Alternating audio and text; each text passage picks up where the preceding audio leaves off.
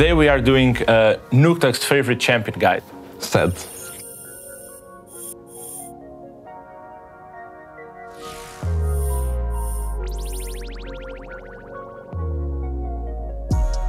So, Zed, what is the normal runes that you like to run on Zed?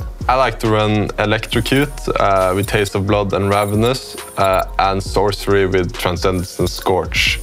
But Electrocute is the staple, but the secondary tree can always depend on preference. Actually, all the trees are viable. So you would do Inspiration, Shoes, CDR. It's very similar to Sorcery. Or you would do like Bone Plating with Demolish or Overgrowth for Resolve against like an Assassin, or you would do Precision, Legend of Accuracy, and Triumph, or Triumph and Coup de Grace. So talk us through your favorite build. My favorite build is going to be starting Longsword and then going Yumus first with Duskblade second, and then third you will do, depending on their armor, you can do a Last Whisper third, or if you want to be tanky and get more CDR too, you can also do Black Cleaver third. It's kind of also preference, it's just one deals more damage, one is more tanky with CDR. And then afterwards, if they have armor, you would do the other one. And third, if they don't have armor, you would just do Edge of Night.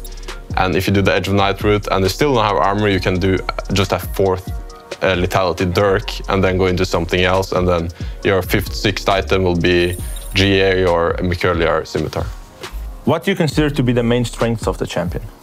The main strength is that he is very safe. So while he might not win lane early, he's almost never going to die. And he's very hard to gank because of that. And that also gives him the ability to roam really well with his mobility. And he has like almost guaranteed one shot on anything that doesn't have armor or a Sonya. So it basically means that the enemy team all have to get it, because you can also one-shot like junglers or top laners or supports that don't have armor. So the whole enemy team should be very pressured by your like one-shotting ability. And I guess that enables also the rest of your team, right? If they have to change. Yeah, exactly. So you should try to pick him when you have some AP on your team, because it's also the flip side where those items actually counter him. So if those items give good value, then against your whole team comp, then he becomes like weak. Yeah. So would you consider that to be the weakness of Zed, or? Yeah, that's the weakness, combined with his like laning phase is kind of weak, where he can't really push early, and he's just kind of weak before he gets his first lethality item. But once you have the Dirk, you're pretty strong. And how would you actually survive that weakness? Yeah, exactly. So that's very important that you don't like lose a lot of HP early to take creeps. It's important that you farm with Q respectfully. You don't try to really fight them before you have like level 3 or like even level 4, at which point you will start poking them down. It's important that you know when you have to give up CS, when you have no energy or no W, because it's not worth to have one CS for losing like 300 HP or something like that. So just play respectful, farm with Q in early, don't auto-attack creeps for last hit if they're gonna punish you hard.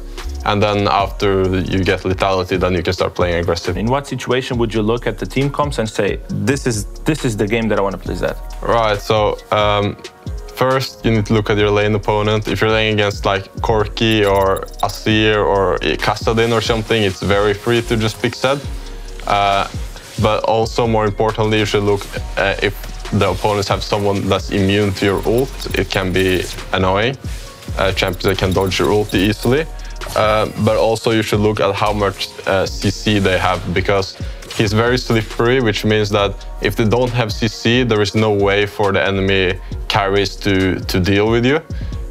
So you should avoid playing against, for example, Rakan, or like Rakan Saya, for example, because they're both immune to your ult, and the Rakan, you can't outplay him if he's like any skilled at all.